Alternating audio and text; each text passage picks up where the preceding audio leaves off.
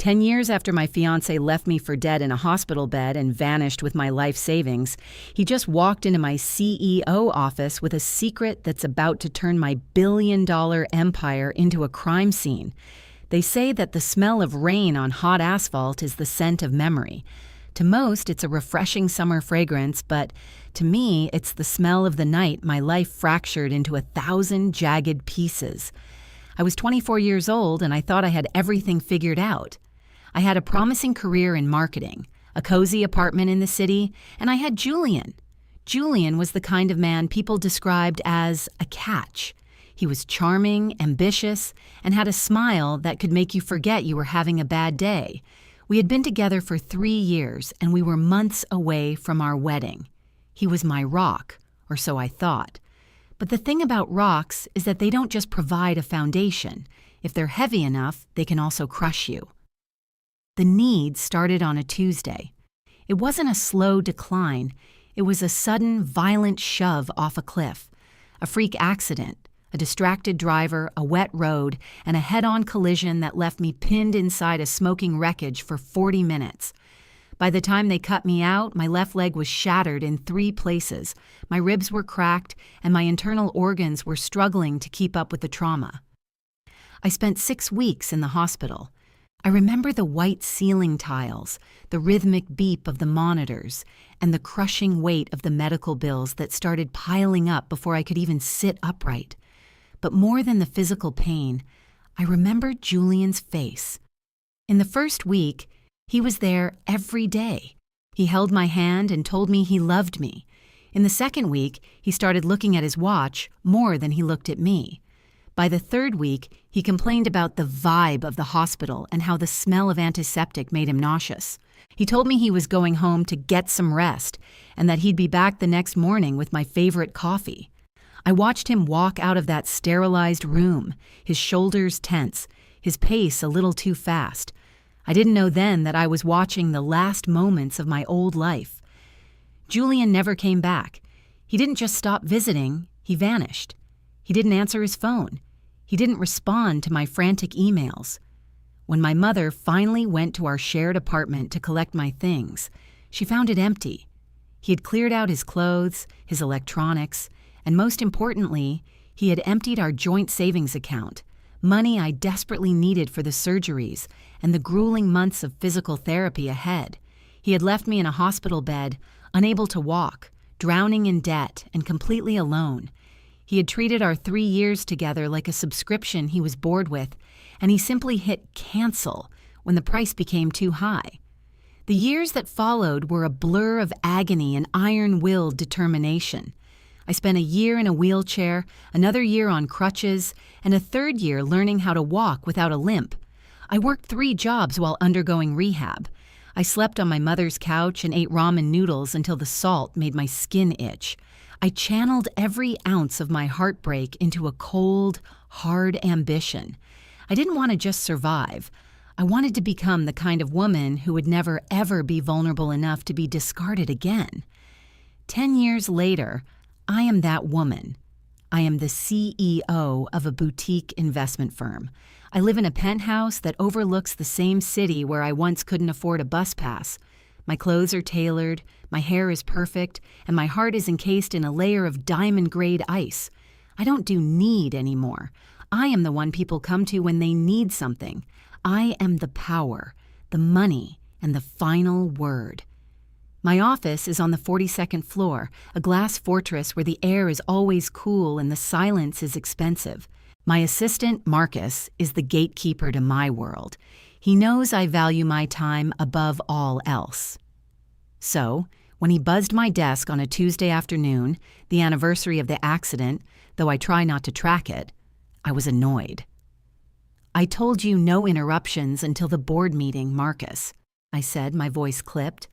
"I know, Claire," Marcus replied, his voice uncharacteristically hesitant. "But there's a man in the lobby.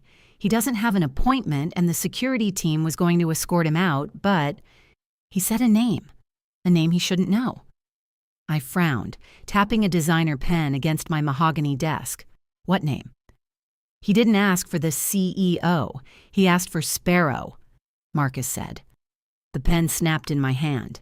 Ink bled across my palm, dark and staining. Sparrow. That was Julian's nickname for me. A private joke from a lifetime ago, a name that hadn't been spoken in a decade. I felt a cold shiver crawl down my spine, a ghost of the girl who used to lie in a hospital bed waiting for a man who never came. "What does he look like?" I asked, my voice barely a whisper. Honestly, he looks like he's been living on the street, Claire. He's disheveled, thin, and he's insisting that he only needs 5 minutes of your time. He says it's a matter of life and death. I looked down at the ink on my hand. It looked like a bruise. For a moment, the polished walls of my office seemed to dissolve, replaced by the memory of white hospital tiles and the smell of antiseptic. My heart hammered against my ribs, not with love, but with a sudden violent surge of adrenaline. "Send him up," I said. I stood by the window, my back to the door, watching the tiny cars crawl through the streets below. I heard the soft whoosh of the heavy glass doors opening. I heard the sound of uneven footsteps, a dragging sound like someone who had also learned the hard way what a broken body feels like. "Claire?" a voice rasped. It was a voice I had heard in my nightmares for 1,000 nights. It was deeper now, cracked and weary, but the cadence was the same. I turned around slowly, my face a mask of professional indifference, though my insides were a riot of cold fire. The man standing in my office was a shadow of the Julian I knew. He was gaunt, his cheekbones jutting out like blades. His hair was graying at the temples, and his clothes were cheap, wrinkled, and several sizes too large. But it was his eyes that caught me. They were wide, bloodshot, and filled with a frantic, animalistic terror. He looked at my expensive suit, my high-tech office, and the sheer power radiating from me, and he let out a jagged, broken breath. He didn't look like a man who had come to apologize. He looked like a man who was drowning and had found the only person left on Earth with a lifeboat. "I didn't think you'd actually see me," he whispered, clutching a tattered manila envelope to his chest as if it were a shield. "I know I have no right to be here. I know what I did. But Claire, please, I'm out of options. You're the only one who can help me." I leaned back against my desk, crossing my arms. "You have 5 minutes, Julian, and you should know my kindness has a very high interest rate these days." Julian took a step forward, his hands trembling. He didn't offer an excuse. He didn't ask for forgiveness. Instead, he reached into the envelope and pulled out a stack of documents, sliding them across the mahogany surface toward me. "I'm not here for me," he said, his voice breaking. "I'm here for the daughter you never knew I had. And if you don't help us, they're going to kill her." The word daughter hit me like a physical blow to the stomach, knocking the air right out of my lungs. For a split second, the cold, calculated CEO mask I had spent a decade perfecting slipped. I looked at Julian, the man who had left me to rot in a hospital bed, and I saw a stranger. But in his eyes, there was a raw, jagged desperation that was impossible to fake. "A daughter," I repeated, the word tasting like ash in my mouth. "You left me when I couldn't walk, Julian. You emptied our bank account while I was drugged on morphine. You didn't just leave, you erased yourself. And now you walk into my office 10 years later, talking about a child?" I walked around my desk, my heels clicking sharply on the hardwood floor, a sound of precision and power. I stopped inches from him. Up close, he smelled of stale coffee and something metallic, like old coins. He looked even worse than he had from across the room. His skin was sallow, and there was a tremor in his hands that he couldn't hide. "Her name is Sophie," he said, his voice trembling. "She's 7. She has her mother's eyes, but she has your spirit, Claire. She's a fighter." "Don't you dare," I hissed, my voice low and dangerous. "Don't you dare compare a child I've never met to me, and don't you dare invoke spirit when you showed none the moment things got difficult." Julian flinched, but he didn't back away. He gestured frantically at the manila envelope on my desk. Just look at the photos, please, and look at the medical bills. I didn't go to some high-end firm for this, Claire. I went to people who don't care about credit scores. I went to people who deal in blood." I looked down at the envelope. My hand, still stained with the ink from my broken pen, reached out and pulled the contents toward me. There were photos. A little girl with messy pigtails and a gap-toothed grin. She was beautiful in a way that made my chest ache with a phantom pain. There were also hospital records. Sophie had a congenital heart defect. The surgeries were experimental, expensive, and frequent. Then there were the other papers, handwritten notes on scrap paper. "Time is up. We know where she goes to school. Pay, or we take the interest out of her skin." The ice around my heart didn't melt, but it cracked. I wasn't thinking about Julian. I was thinking about a 7-year-old girl who was being hunted because her father was a coward who didn't know how to handle a crisis without running. "Why me?" I asked, my voice flat. "You could have gone to the police. You could have gone to a dozen other people." "The police can't stop these people," Julian said, his eyes darting toward the office door as if he expected it to burst open. "And I don't know anyone else. Everyone I knew. I burned those bridges years ago. You're the only person I know who has the kind of resources and the kind of ruthlessness to make them back off. I know you hate me. I want you to hate me. Use that. Just help her." I sat back down, the weight of the situation settling heavily on my shoulders. "You stole $50,000 from me, Julian. Adjusted for inflation and interest, you owe me closer to $200. Not to mention the years of my life I spent in pain because I couldn't afford the best physical therapy. And now you want me to write a check to a group of loan sharks?" "It's not just a check," Julian whispered. "They don't want the money anymore. They found out who I used to be. They found out I knew you." My blood turned to liquid nitrogen. "What did you say?" "They saw a photo of us in an old storage unit of mine," he said, the words tumbling out in a rush of shame. "They know you're the investment queen. They think I can get them inside your firm. They think I can give them access to your offshore accounts, Claire. They're using Sophie to get to you." The room seemed to tilt. This wasn't just a man coming back to beg for a favor. This was a man who had brought a predator to my doorstep. My fortress, the life I had built to be impenetrable, had a crack in it. And that crack was a ghost from my past. "You brought this to me?" I asked, my voice dangerously calm. "You led them to me?" "I didn't have a choice," he cried out, his voice cracking.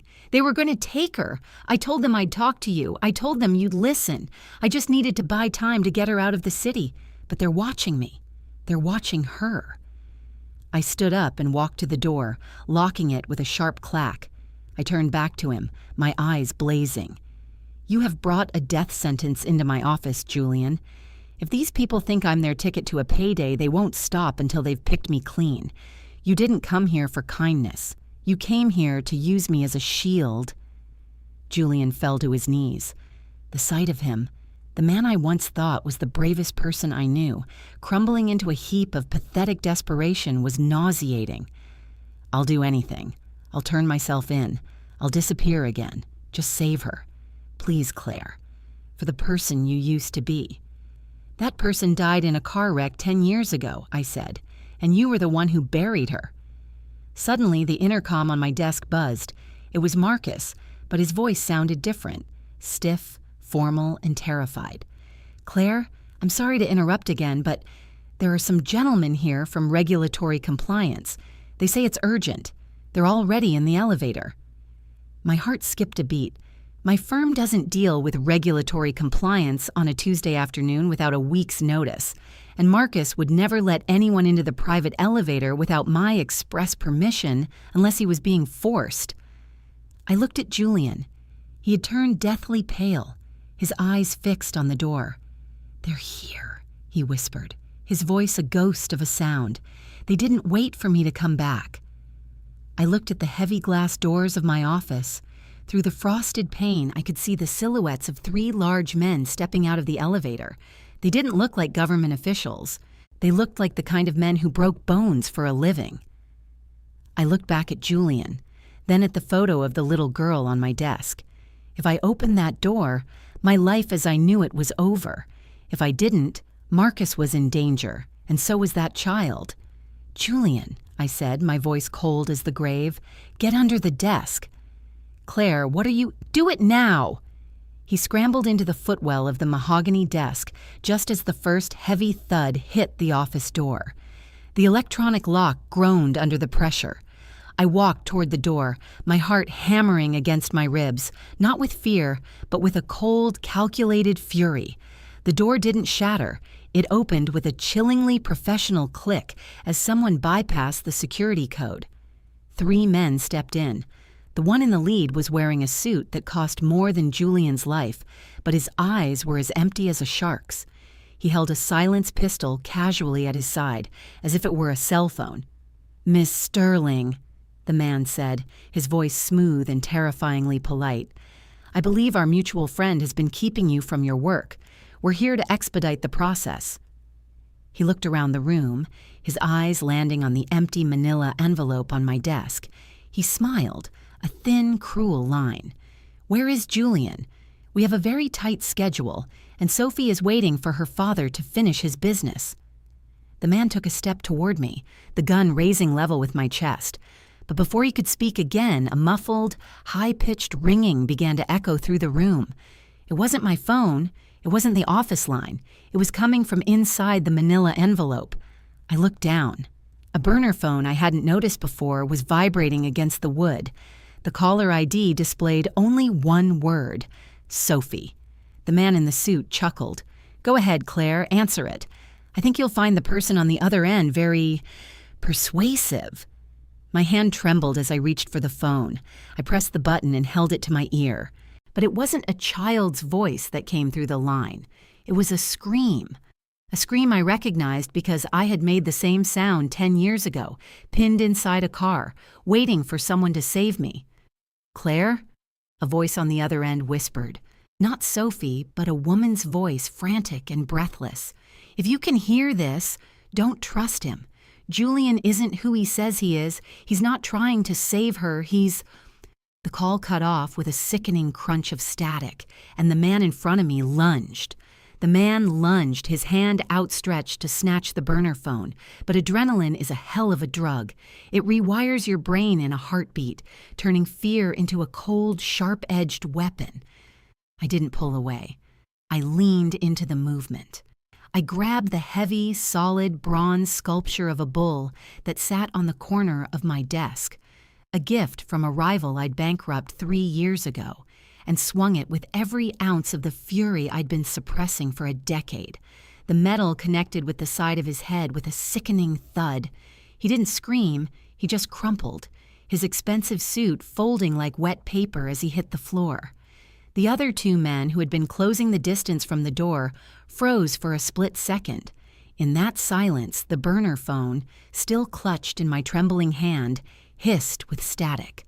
The woman's voice was gone, replaced by a low, rhythmic thumping, the sound of a helicopter or heavy machinery.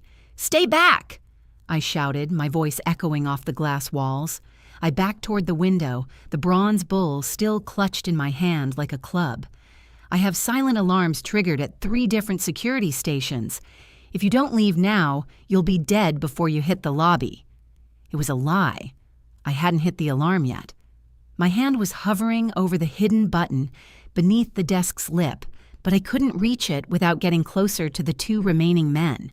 The man on the floor groaned, clutching his head, blood seeping between his fingers.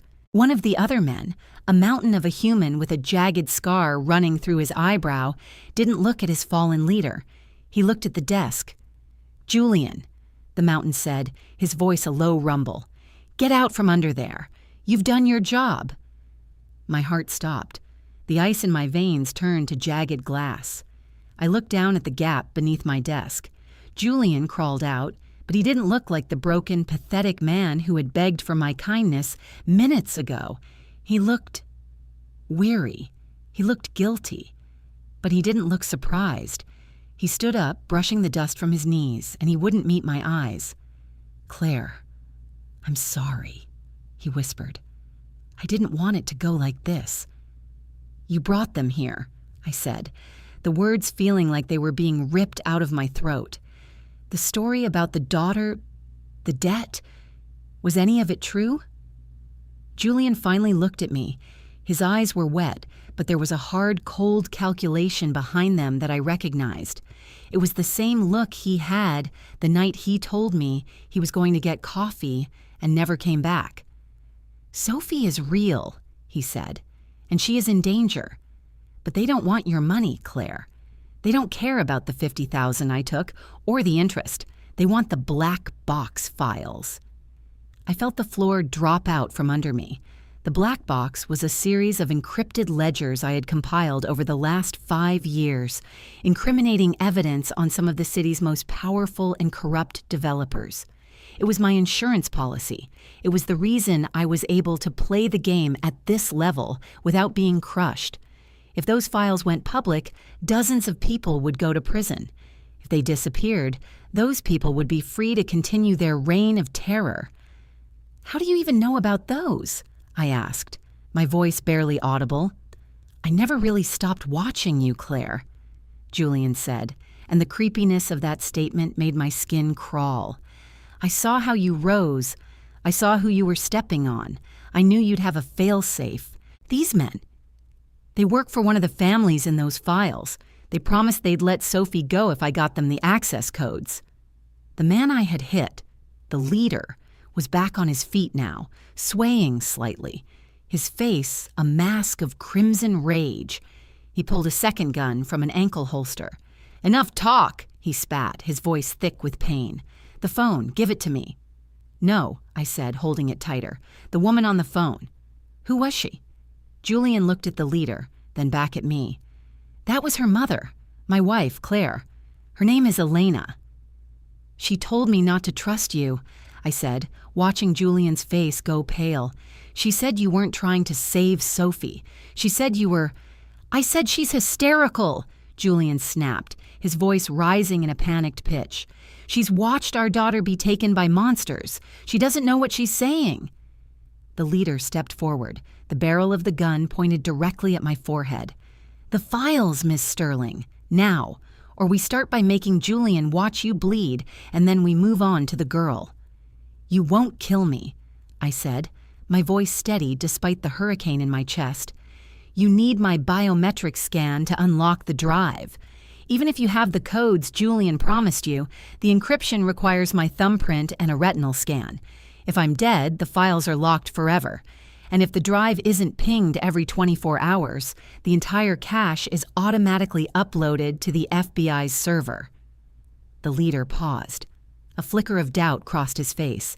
I had spent 10 years building a life where I was untouchable, and for the first time, my own safeguards were the only thing keeping me alive. "Then we'll just take you with us," the leader said. "Mountain, grab her." The large man moved with surprising speed. I swung the bronze bull again, but he caught my wrist in a grip that felt like a vice. He twisted, and I cried out as the sculpture clattered to the floor. He pinned my arms behind my back, his breath hot and smelling of tobacco against my ear. "Check the phone," the leader ordered Julian. Julian picked up the burner phone from where I'd dropped it. He scrolled through the call log, his brow furrowing. "The call didn't come from Elena's number," he muttered. "It's masked." "It doesn't matter," the leader growled. "We have the CEO. We have the traitor. Let's move before security gets curious about the locked door." They dragged me toward the private elevator. I looked at Julian, hoping to see a shred of the man I had once loved, some spark of regret. Instead, I saw a man who had completely surrendered his soul to save himself. As the elevator doors slid open, I saw Marcus. He was slumped in his chair, his eyes wide and vacant, a single neat hole in the center of his forehead. I felt a sob rise in my throat, but I choked it back. Marcus had been with me for 4 years. He had a cat. He liked jazz. And now he was gone because of a man I had let into my life a decade ago. We descended in silence. The basement parking garage was cold and smelled of exhaust. A black SUV was waiting, its engine idling. "Get in," the leader commanded. They shoved me into the back seat. Julian sat next to me, his head in his hands. The two henchmen sat in the front, and the leader took the passenger seat. As we peeled out of the garage and hit the city streets, the burner phone in Julian's pocket began to ring again. He pulled it out, his hands shaking. He looked at the screen and frowned. "It's a video call." "Answer it," the leader said. "Let's see the girl." Julian pressed the button and held the screen up so we could all see. But it wasn't a girl in a basement. It was a live feed of a darkened room. In the center of the room, sitting in a chair with her hands tied, was a woman with dark hair, Elena. She was bruised, but her eyes were fierce. And then the camera panned. It moved away from the woman and toward a small bed in the corner. But the bed was empty. Instead, the camera focused on a wall covered in photographs. My breath hitched. They weren't photos of Julian. They weren't photos of Elena. The entire wall was covered in photos of me. Photos from the hospital 10 years ago. Photos of me in my wheelchair. Photos of me entering this very building this morning. A voice came over the phone's speaker, a voice that was synthesized, cold, and inhuman. "Hello, Julian. Hello, Claire. Thank you for coming together. It saves us so much time." Julian gripped the phone, his voice a ragged whisper. "Where is Sophie? Where is my daughter?" The voice chuckled, a digital rasp that sent a chill through the car. "Julian, you really should have checked the blood types before you stole that money 10 years ago. You don't have a daughter. You never did." Julian froze, his face turning a ghostly shade of gray. He looked at me, then at the screen. "What? No. Elena was pregnant when I left. She told me—" "Elena told you what she was paid to tell you," the voice said. "But Claire knows the truth, don't you, Claire? You remember the surgery. You remember what the doctors told you about the complications after the accident." I felt the world tilt. The memory of the hospital came flooding back, the surgeon's somber face, the news that the trauma had been too much, that I would never be able to carry a child. "I don't understand," Julian stammered. "If there's no daughter, then who have I been paying for? Whose medical bills have I been sweating over for 7 years? The camera on the screen panned one last time, landing on a small, high-definition monitor within the video feed. On that monitor was a real-time tracking map. A red dot was blinking steadily. It was centered directly on our SUV. "You've been paying for your own funeral, Julian," the voice said. "And Claire? You've been paying for the one thing you thought you could buy your way out of, your past." Suddenly, the SUV's doors electronically locked with a deafening thud. The driver slammed on the brakes, but the car didn't stop. Instead, the engine roared, the RPMs redlining as the vehicle began to accelerate on its own, steering itself away from the main road and toward the dark, churning waters of the harbor. The driver fought the wheel, but it was dead in his hands.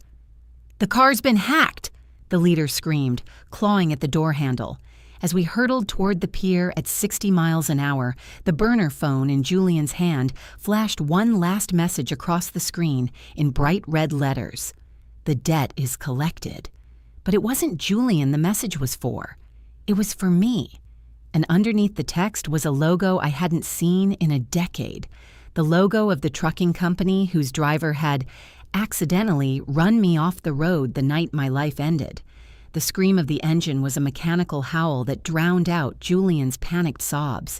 The SUV felt like a living thing, possessed by a ghost in the wires, its steering wheel spinning wildly under the driver's frantic, useless grip. I stared at the dashboard screen, at that red Vanguard Logistics logo, and my vision tunneled. Vanguard. The name was etched into the jagged edges of my nightmares. They were the company that owned the semi-truck that had hydroplaned into my life 10 years ago. I had spent a decade thinking it was a tragic twist of fate, an act of God on a slick road. But as the pier's edge rushed toward us, a sickening truth began to crystallize. Fate doesn't hack into your car's mainframe. Fate doesn't create fake daughters to lure you into a trap. "The doors won't open!" the leader shrieked, his composure shattered. He hammered his pistol against the reinforced glass, but the bulletproof layering, The very thing I had insisted on for my personal security held firm. I had built my own cage. "Julian, look at me!" I screamed over the roar of the wind.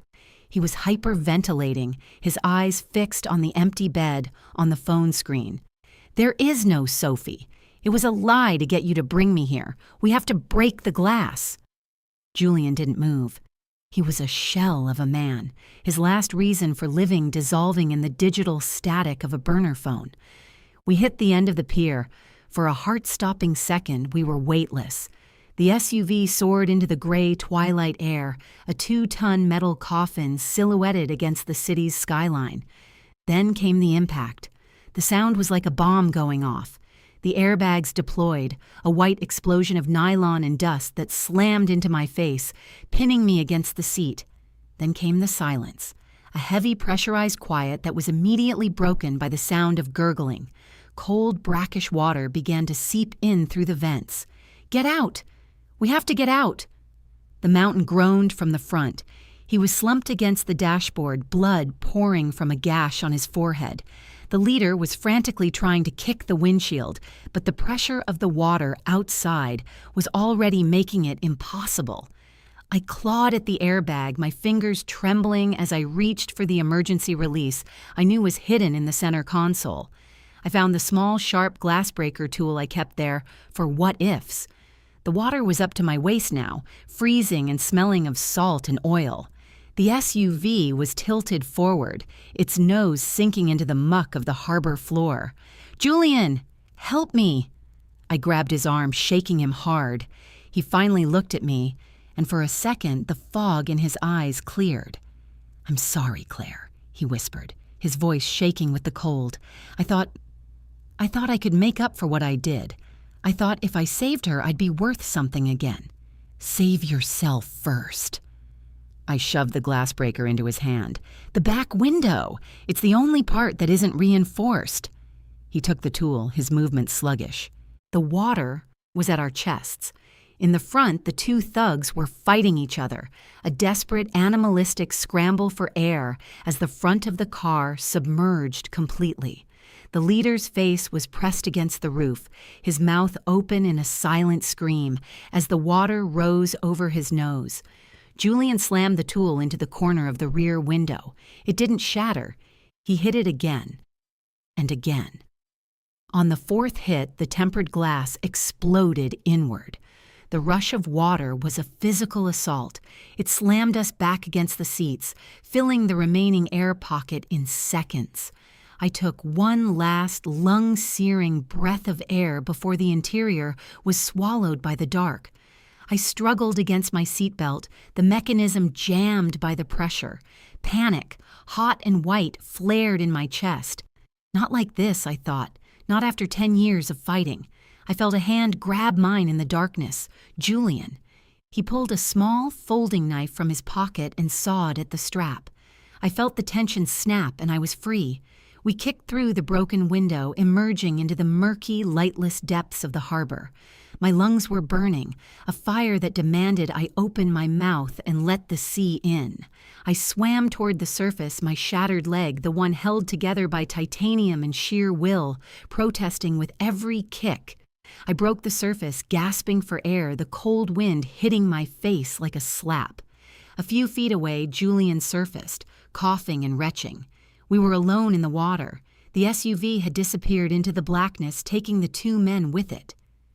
"Claire," Julian wheezed, treading water weakly. "We have to get to the shore." I looked toward the pier, expecting to see a crowd of witnesses, a police siren, anything. Instead, the pier was empty, save for a single black sedan idling at the edge. A figure stood beside it, holding a tablet. The voice from the phone hadn't been a recording. They were watching us. We dragged ourselves onto the jagged rocks of the breakwater, our clothes heavy and freezing. I collapsed onto the concrete, my body shaking so hard I could barely breathe. Julian fell beside me, his face buried in his hands. "Why?" he moaned. "Why would they do this? If they wanted the files, they could have just killed us in the car." "Because they don't just want the files," I said, my voice rasping. I sat up, clutching my throbbing leg. They wanted to see if I'd changed. They wanted to see if the girl they broke 10 years ago was still there. The figure from the sedan began to walk toward us. Their footsteps were slow, rhythmic, the sound of someone who was in no hurry because they knew the prey had nowhere left to run. As the person stepped into the halo of a flickering street lamp, I felt the world go still. It was a woman. She was older, dressed in a sharp charcoal gray coat, her hair pulled back in a severe bun. She looked like a schoolteacher or a librarian until you saw her eyes. They were the color of flint. She stopped 10 feet away and looked down at us with an expression of mild curiosity. "You always were a survivor, Claire," she said. Her voice was the one from the phone. The synthetic filter was gone, but the coldness remained. Most people would have stayed in the car. Most people would have accepted the end. "Who are you?" I demanded, trying to stand, but my leg buckled. The woman smiled. It was a thin, terrifying expression. "My name is Elena, but not the Elena Julian thinks he knows. I'm the CEO of Vanguard Logistics. Or rather, I was, until your black box started sniffing around our offshore holdings." Julian looked up, his face contorted. You're the woman I've been talking to for 7 years? The woman I thought I was sending money to for Sophie?" "There is no Sophie, Julian," the woman said, her voice dripping with bored contempt. "You were just a convenient way to keep an eye on Claire, a plan B in case she ever got too close to the truth.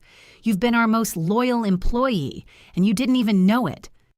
Julian let out a sound that wasn't human, a broken, hollow wail of grief and rage.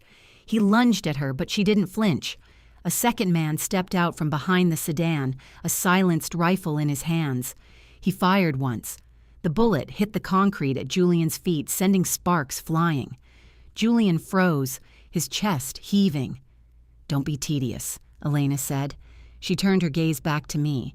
"The files, Claire. I know you have the encryption key on a physical drive. I know you carry it with you. Give it to me, and I'll let Julian live. He's pathetic, but he's harmless." I reached into the hidden pocket of my soaked blazer. My fingers closed around the small, cold piece of metal, the key to everything, the evidence that would destroy Vanguard and everyone associated with it. "And if I give it to you?" I asked. "You'll just kill us both anyway." "Perhaps," Elena said. "But if you don't, I have a team at your mother's house right now. She's 72, isn't she? Such a fragile age for a home invasion." My heart stopped. My mother. The only person who had stayed by me when the world went dark. I pulled the drive out and held it up. The light from the street lamp glinted off its surface. "The drive for my mother," I said. "That's the deal." "Claire, no!" Julian shouted. "If they get that, they win. Everything you've done for 10 years, it'll be for nothing." "Shut up, Julian," I snapped. I looked at Elena. "Come and get it." She nodded to the gunman. He stayed where he was, his eyes on Julian, while Elena stepped forward, her hand outstretched. I watched her approach, every sense heightened. I could hear the waves crashing against the rocks, the distant hum of the city, the heavy thud of my own heart. As she reached for the drive, I didn't drop it into her hand.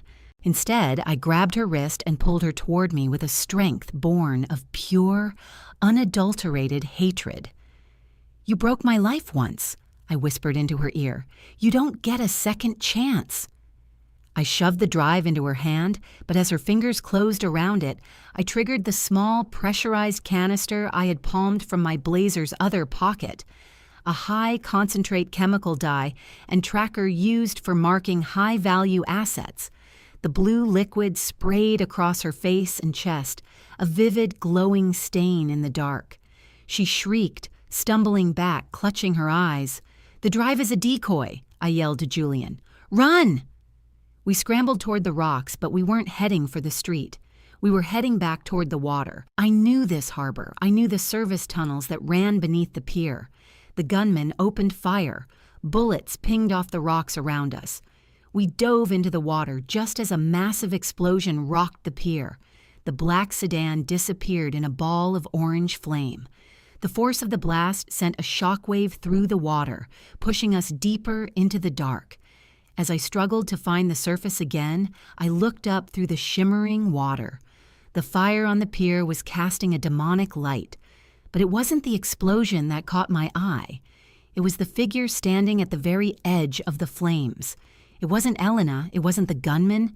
It was a man in a hospital gown, his face half hidden by shadows, holding a phone to his ear. He looked exactly like the man I had seen in the mirror 10 years ago, the driver of the Vanguard truck. And as he looked down into the water, he didn't look like he was hunting us. He looked like he was waiting for a signal. My phone, the waterproof one tucked into my waistband, vibrated. A single message appeared on the screen, glowing through the water. Stage 2 complete. Welcome to the real game, Claire. The water was a freezing, suffocating weight, but the adrenaline in my system was a roar that wouldn't let me sink. I grabbed Julian by the collar of his sodden shirt, pulling him toward the rusted ladder of a maintenance pipe. We climbed, our fingers slipping on the slime-covered metal until we rolled onto the concrete floor of a service tunnel. I lay there gasping, my lungs burning with the ghost of the salt water. I pulled the phone from my waistband. The screen was cracked, but it still glowed. That message, Stage 2 complete, was still there, blinking like a taunt. "Julian," I wheezed, "get up!" He was curled into a ball, shivering violently. "Did you see him? On the pier? The driver?" "He's dead, Claire. I saw the police report 10 years ago. He died in the crash." "He didn't," I said, my voice hardening. "None of it was real. Not the accident, not your need, and definitely not Marcus's death." I looked at the phone again. I began to type, my fingers flying over the glass. I wasn't checking the news or calling the police. I was accessing the back end of my own firm's security server, the one only I and my lead assistant had the keys to. The Marcus I had seen slumped in his chair with a bullet hole in his head. I hadn't checked his pulse. I had seen what I was expected to see, a trauma response triggered by a decade of repressed fear. "Where are we going?" Julian asked, his voice hollow. "To the only place where the truth is stored," I said. "My penthouse." We moved through the shadows of the city like ghosts. I didn't take my car. I didn't call a cab. We used the service entrances and the freight elevators I had mapped out years ago as part of my obsession with security.